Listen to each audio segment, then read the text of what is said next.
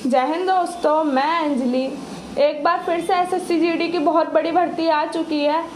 आप सभी तो जानते हैं 3 साल से लगातार भर्ती आ रही है। ये आपके लिए बहुत बड़ी अपॉर्चुनिटी है। आप सभी लोग तैयार हो जाइए, पूरी लगन से मेहनत करिए और सिलेक्शन पाइए। आप सभी के घर में खुशियाँ आने वाली हैं। मैं आपको पूरा प्रोसेस बताऊँगी, फॉर्म भरने से लेकर सिलेक्शन तक का प्रोसेस। मैं आपको एग्ज़ाम की स्ट्रेटेजी बताऊंगी कि आपको एग्ज़ाम कैसे देना है, कैसे कम टाइम में सिलेक्शन लेना है। मैं आपको नोटिफिकेशन में दिखाती हूँ क्या क्या एलिजिबिलिटी है, क्या क्या प्रोसेस होगा। मैं आपको सब कुछ बताती हूँ। चलिए नोटिफिकेशन देखते हैं। एसएससी जीडी 2024 के फॉर्म फिल होना स्टार्ट हो चुके हैं, जो कि 24 नवंबर से 31 दिसंबर तक भरे जाएंगे। 31 दिसंबर के रात को 11 बजे तक आप फॉर्म फिल कर सकते हैं और फी सबमिट की लास्ट डेट 1 जनवरी है, रात के 11 बजे तक। इसका एग्ज़ाम फरवरी से मार्च के बीच में होगा 2024 में। आपकी टोटल 26,146 वैकेंसी आई हैं। ये बहुत बड़ी भर्ती है। आप देख सकते हैं 3 साल से लगातार भर्ती आ रही है, तो इसमें कितना कम कंपटीशन हो सकता है। वैसे तो मेरिट हर बार हाई जाती है, पर फिर भी कुछ तो फ़र्क पड़ेगा। इतनी अच्छी अपॉर्चुनिटी है आपके पास, इस बार आप इसे मत छोड़ना। इस बार सिलेक्शन लेकर ही रहना। देख सकते हैं आप बीएसएफ में टोटल 6,174 वैकेंसी हैं। सीआईएसएफ में 11,025। जो सीआईएसएफ सबको चाहिए होती है, उसमें सबसे ज़्यादा वैकेंसी आई हैं 11,025। बाकी आप देख लीजिए, सीआरपीएफ में 3,337 हैं, एसएसबी में 635, आईटीबीपी में 3,189, असम राइफल्स में 1,490 हैं, एसएसएफ में 296 हैं। इस बार एनसीबी में वैकेंसी नहीं आई है। आपकी एज 1 जनवरी 2024 से काउंट होगी। आपकी डीओबी 2 जनवरी 2001 से पहले की नहीं होनी चाहिए और 1 जनवरी 2006 के बाद की नहीं होनी चाहिए। एससी एसटी को 5 साल का एज रिलैक्सेशन मिल जाता है, ओबीसी को 3 साल का और जनरल वालों के लिए 23 साल है एज, 18 मिनिमम एज और मैक्सिमम 23। जिसके पास 10th की मार्कशीट 1 जनवरी 2024 तक है, वो ये फॉर्म फिल कर सकता है। इसमें कोई ज़्यादा बड़ी क्वालिफ़िकेशन नहीं चाहिए, बस 10th पास होनी चाहिए। जिसके पास एनसीसी सर्टिफिकेट है, उसे बोनस मार्क्स भी मिलते हैं, उससे काफ़ी बेनिफिट मिलता है। जैसे पास एनसीसी का सी सर्टिफिकेट है, उसे मैक्सिमम मार्क्स का 5% मार्क्स मिलेगा। एसएससी जीडी का एग्ज़ाम 160 मार्क्स का है, तो इसका 5% मार्क्स हमें मिलेगा। इसका मतलब हमें 8 नंबर मिलेंगे बोनस मार्क्स के रूप में। और एनसीसी के बी सर्टिफिकेट में हमें 4.8 मार्क्स मिलेंगे। एनसीसी के ए सर्टिफिकेट में 3.2 मार्क्स मिलेंगे। एनसीसी के सर्टिफिकेट से भी काफ़ी बेनिफिट मिल जाता है, क्योंकि आपको तो पता ही है कुछ लोग 1-1, 2-2 नंबर से रह जाते हैं। एनसीसी सर्टिफिकेट होने से हमें बोनस मार्क्स भी मिल जाते हैं। अब मैं बताती हूँ आपको एग्ज़ाम पैटर्न क्या है। एग्ज़ाम पैटर्न, जो इसका कंप्यूटर बेस्ड एग्ज़ामिनेशन है, उसमें टोटल 80 क्वेश्चन होंगे और एक क्वेश्चन 2 मार्क्स का होगा, जिसमें रीजनिंग आएगी। 20 क्वेश्चन होंगे 40 मार्क्स के। जीके आएगी, जिसमें करंट अफेयर भी होगा और स्टैटिक जीके भी होगी। 20 क्वेश्चन 40 मार्क्स। मैथ होगी 20 क्वेश्चन 40 मार्क्स। इंग्लिश या हिंदी में चॉइस है, जिसे हिंदी करनी है वो हिंदी चूज़ कर सकता है, जिसे इंग्लिश करनी है वो इंग्लिश चूज़ कर सकता है। ये भी 20 क्वेश्चन 40 मार्क्स के हैं। इसके लिए टोटल आपको 1 घंटा मिलेगा। आप आराम से टाइम मैनेज कर लेंगे। बहुत हार्ड नहीं आता है एग्ज़ाम, बहुत इजी आता है। स्मार्ट स्टडी करनी है हमें, कम टाइम में हमें ज़्यादा पढ़ना है। ज़्यादा मतलब वो पढ़ना है जो एग्ज़ाम में आता है, वो नहीं पढ़ना जो नहीं आता। स्मार्ट स्टडी करनी है हमें। मैं आपको बताती हूँ फिजिकल एफिशिएंसी टेस्ट में क्या क्या होता है।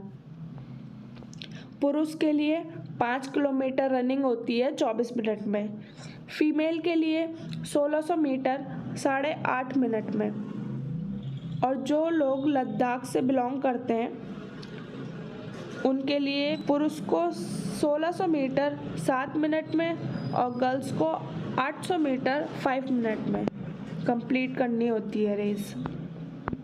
और जब हम फिजिकल देने जाते हैं वहाँ पर रेस के साथ साथ हमारी हाइट और वेट भी चेक होता है, जिसमें पुरुष के लिए 170 सेंटीमीटर और महिलाओं के लिए 157 सेंटीमीटर मिनिमम हाइट है। उसमें भी हाइट के लिए एसटी के लिए कुछ छूट मिल जाती है, जैसे कि पुरुष में 162.5 सेंटीमीटर मिनिमम हाइट को ले लेते हैं और फीमेल में 150 सेंटीमीटर को ले लेते हैं। पुरुषों का चेस्ट मेज़रमेंट भी होता है, जिसमें छाती का बिना फुलाव के 80 सेंटीमीटर होना चाहिए और 5 सेंटीमीटर का मिनिमम एक्सपेंशन होना चाहिए। मैक्सिमम तो कितना भी हो चलेगा, पर मिनिमम 5 सेंटीमीटर होना चाहिए। जो छाती का फुलाव है वो 5 सेंटीमीटर तक का फुलाव होना चाहिए। फीमेल के लिए चेस्ट मेज़रमेंट नहीं होता है। और एसटी के लिए कुछ छूट दी गई है, इसमें भी 76 सेंटीमीटर अनएक्सपेंडेड और मिनिमम फुलाव उसमें भी 5 सेंटीमीटर का चाहिए। उसके बाद आपका डिटेल मेडिकल एग्जामिनेशन होता है। उसके बाद फाइनल रिज़ल्ट आ जाता है। एसएससी जीडी का फॉर्म भरने से लेकर मैं आपको जॉइनिंग तक का प्रोसेस बताती हूँ। सबसे पहले फॉर्म फिल किया जाता है, उसके बाद रिटन एग्जामिनेशन होता है। रिटन एग्जामिनेशन के बाद आंसर की आती है, लगभग 1 हफ्ते बाद तक आ जाती है। उसके बाद रिज़ल्ट आता है जिसमें मेरिट बनती है, इसमें स्टेट वाइज कट ऑफ लगती है। उसके बाद हमारा फिजिकल टेस्ट होता है, जिसमें रेस के साथ साथ हमारी हाइट भी चेक होती है और पुरुषों के लिए चेस्ट मेज़रमेंट होता है, वेट भी चेक होता है। उसके बाद एक और मेरिट लगती है, उसमें भी स्टेट वाइज कट ऑफ जाती है, रिज़ल्ट आता है प्रॉपर। उसके बाद हमारा मेडिकल होता है। मेडिकल में भी हाइट वेट चेक होता है। फिजिकल में चेक होने के बाद भी मेडिकल में भी हाइट वेट चेक होता है। और किसी को हाइट में या आइज़ में रीमेडिकल मिलता है, उसका रीमेडिकल केवल और केवल दिल्ली में होता है।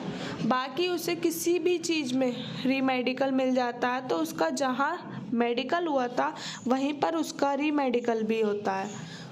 24 घंटे में उसका रीमेडिकल हो जाता है। जब हमारा डीएमई क्लियर हो जाता है या फिर आरएमई क्लियर हो जाता है, उसके बाद हमारा फाइनल रिज़ल्ट आता है। वो भी मेरिट बेस पर ही बनता है। जो हमारी चॉइस होती है उसके अकॉर्डिंग और हमारे मार्क्स के अकॉर्डिंग हमें पोस्ट मिलती है। अगर हमने बीएसएफ को फर्स्ट प्रेफरेंस दी है और हमारे मार्क्स सीआईएसएफ की कट ऑफ पार करते हैं, तब भी हमें बीएसएफ ही मिलेगी, सीआईएसएफ नहीं मिलेगी। इसलिए आप फॉर्म फिल करते समय बहुत ध्यान से अपनी पोस्ट प्रेफरेंस को फिल करिए, क्योंकि कुछ लोगों को पता ही नहीं होता है कि पोस्ट प्रेफरेंस कैसे भरी जाती है। इसलिए आप अच्छे से जानकारी लेकर कौन सी पोस्ट आपके लिए बेस्ट रहेगी आप वो फिल करिए। काफ़ी बच्चे इस चीज़ में मिस्टेक कर देते हैं, जिसके बाद उनका फाइनल रिज़ल्ट आने के बाद भी वो अपनी जॉब ज्वाइन नहीं करते हैं, क्योंकि वो जाना चाहते हैं सीआईएसएफ में पर उनका बीएसएफ में हो जाता है, तो जॉब लगना ना लगना फिर उनके लिए बेकार हो जाता है। तो आप ध्यान से फिल करिए प्रेफरेंस, पोस्ट प्रेफरेंस, मार्क्स और आपकी प्रेफरेंस के अकॉर्डिंग ही मिलती है आपको पोस्ट। अब मैं आपको अपनी स्ट्रेटेजी बताती हूँ कि हम कम समय में कैसे सिलेक्शन ले सकते हैं। हमारे पास लगभग 3 महीने हैं, नवंबर चल रहा है, नवंबर, दिसंबर, जनवरी, फरवरी और मार्च में आपके एग्ज़ाम स्टार्ट हो जाएंगे। हमें 7, 8, 12 घंटे पढ़ने की ज़रूरत नहीं है, बिल्कुल भी नहीं है इतना पढ़ना, हमें पढ़ना ही नहीं है इतना। हम केवल 3 से 4 घंटे भी हम देंगे ना पढ़ाई को, तो हम अपनी मनचाही पोस्ट ले सकते हैं। हमें इतनी भी मेहनत करने की ज़रूरत नहीं है। इसका एग्ज़ाम बहुत इजी होता है, इतना हार्ड लेवल पे नहीं होता। अब मैं आपको बताती हूँ आपको पढ़ना कैसे है।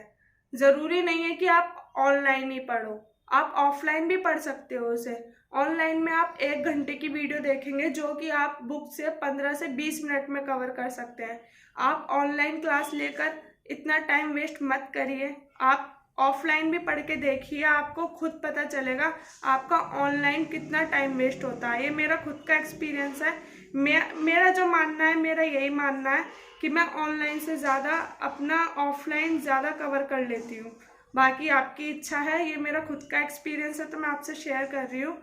और आपको कोई भी टेंशन लेने की ज़रूरत नहीं है, काफ़ी इजी एग्ज़ाम होता है और आप टाइम में मैनेज अच्छे से कर लोगे, क्योंकि इतना हार्ड होता ही नहीं है जितना आपको टाइम लगे एग्ज़ाम में।